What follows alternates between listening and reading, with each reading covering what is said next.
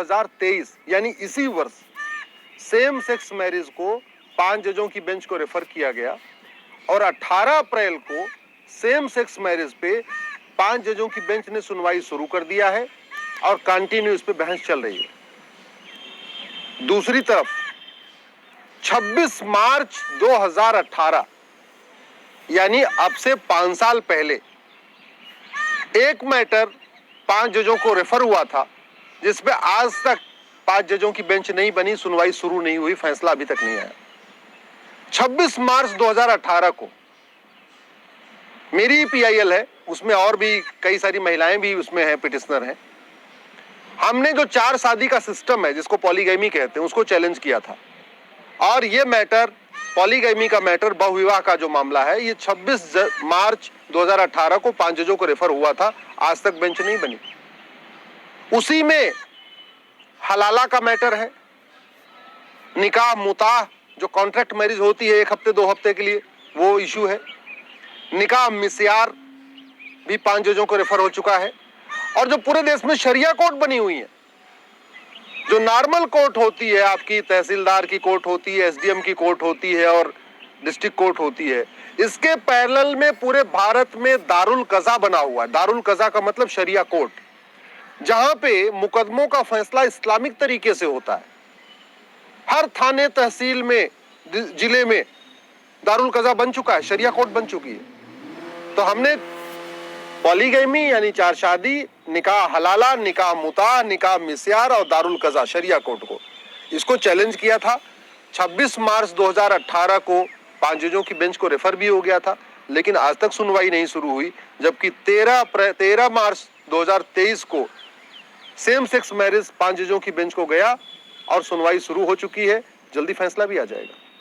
इसी तरीके तलाके हसन का मामला सेम सेक्स मैरिज से पहले सुप्रीम कोर्ट आ गया था। तलाके एहसन का मामला सेम सेक्स मैरिज से पहले सुप्रीम कोर्ट आ गया था। तलाके बाइन, तलाके किनाया का मामला सेम सेक्स मैरिज से पहले आ चुका था सुप्रीम कोर्ट में, वो मैटर पेंडिंग है। उसमें भी देश भर के अलग अलग क्षेत्रों से जो पीड़ित बहनें हैं वो आई हुई है।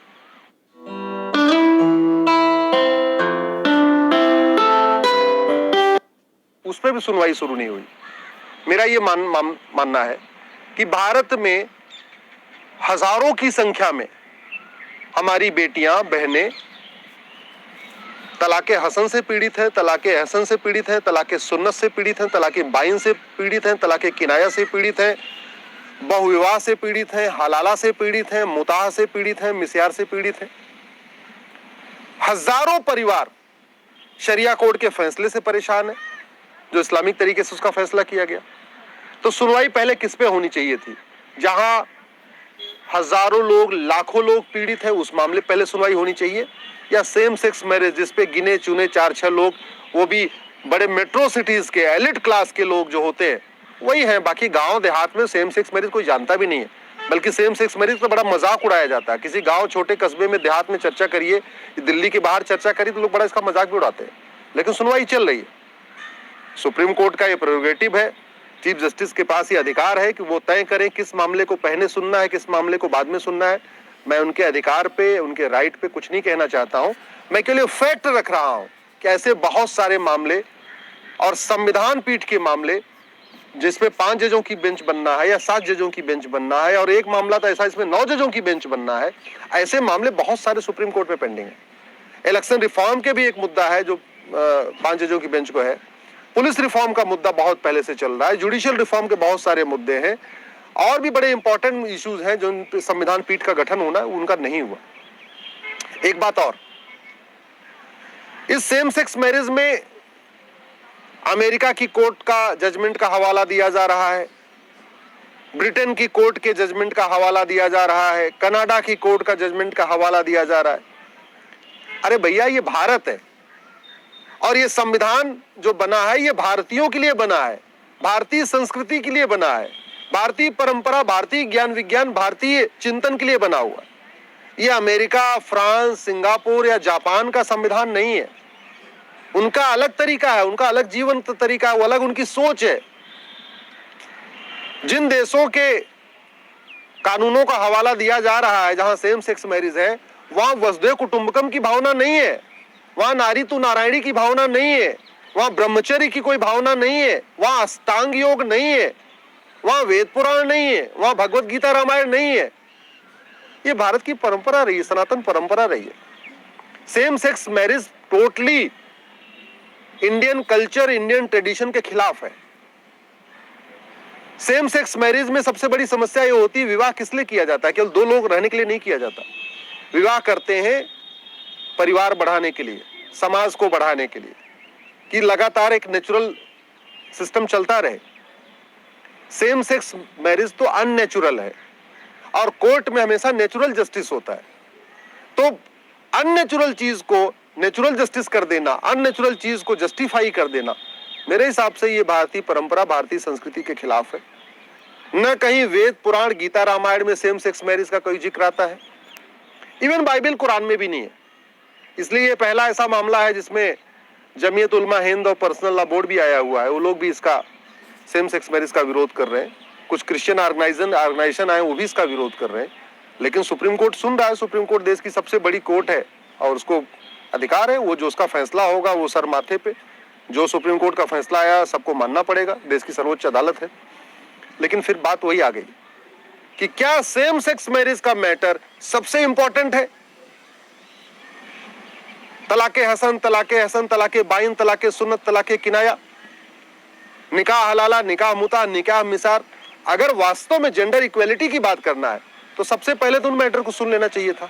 ऐसी क्या जल्दीबाजी है कि नहीं पहले सेम सेक्स मैरिज डिसाइड करना, बाकी सारे मैटर बाद में डिसाइड करना? सेम सेक्स मैरिज पिछले एक साल पहले कोर्ट में आया है, 1 महीने पहले 5 जजों की रेफर हुआ है।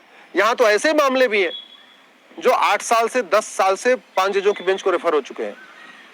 और उदाहरण मैंने दिया, हमारा जो पॉलीगैमी वाला मैटर, हलाला मुता मिस्यार वाला मैटर, वो खुद ही 5 साल से सुप्रीम कोर्ट में रेफर हो चुका है 5 जजों की बेंच को। मेरा ये मानना है कि ये संविधान भारत का है, अमेरिका ब्रिटेन का नहीं है। इस संवैधानिक दायित्व है, जो लोग संविधान की शपथ लेते हैं, चाहे वो सुप्रीम कोर्ट के जज हो, हाई कोर्ट के जज हो, सांसद हो, विधायक हो, मंत्री हो, मुख्यमंत्री हो, प्रधानमंत्री हो, जो लोग सुप्रीम कोर्ट की जज, जो लोग संविधान की शपथ लेते हैं, उनको भारतीय संस्कृति के अनुसार निर्णय लेना चाहिए, विदेशी संस्कृति के अनुसार नहीं। सेम सेक्स मैरिज होने के बाद अगर बच्चा गोद लेंगे, मान लीजिए बेटी गोद ले लिया, हमारे देश में कन्यादान का विधान है, कन्यादान माता और पिता करते हैं। अब पता चला गोद लेने वाले दो महिलाएं एक साथ में रह रही हैं और उन्होंने एक बच्ची को गोद ले लिया, उस बच्ची से रिश्ता कौन करेगा? और रिश्ता करेगा तो विवाह के समय माता पिता कन्यादान कैसे करेंगे? क्योंकि यहाँ तो 2 माताएं हैं। मान लीजिए बेटे को गोद ले लिया 2 महिलाओं ने, फिर वही आएगा, कौन उस बच्चे से विवाह करेगा जब पता चलेगा इसके पिता है ही नहीं, इसकी केवल माताएं दो हैं। या मान लीजिए 2 पुरुष एक साथ में रह रहे, उन्होंने बेटी गोद लिया या बेटा गोद लिया, उनके बच्चे से विवाह कौन करेगा? ये भारत की संस्कृति है, भारत की परंपरा है। यहां देखा जाता है खानदान कौन है, परिवार कौन है, माता कौन है, पिता कौन है।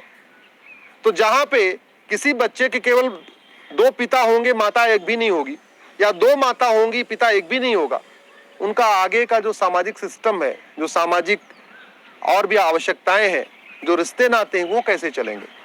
सुप्रीम कोर्ट फैसला तो दे देगा, मान लीजिए सेम सेक्स मैरिज को रजिस्ट्रेशन अलाउ भी कर देता है, परमानेंट भी कर देता है, उसको मान्यता भी दे देता है, सामाजिक मान्यता सुप्रीम कोर्ट कैसे दिलवाएगा?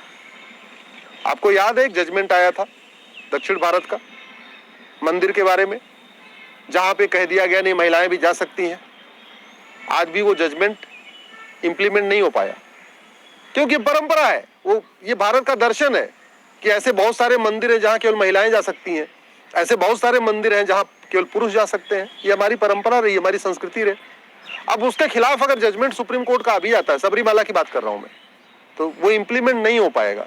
वो जजमेंट एक एकेडमिक जजमेंट हो जाएगा, इफेक्टिव नहीं हो सकता।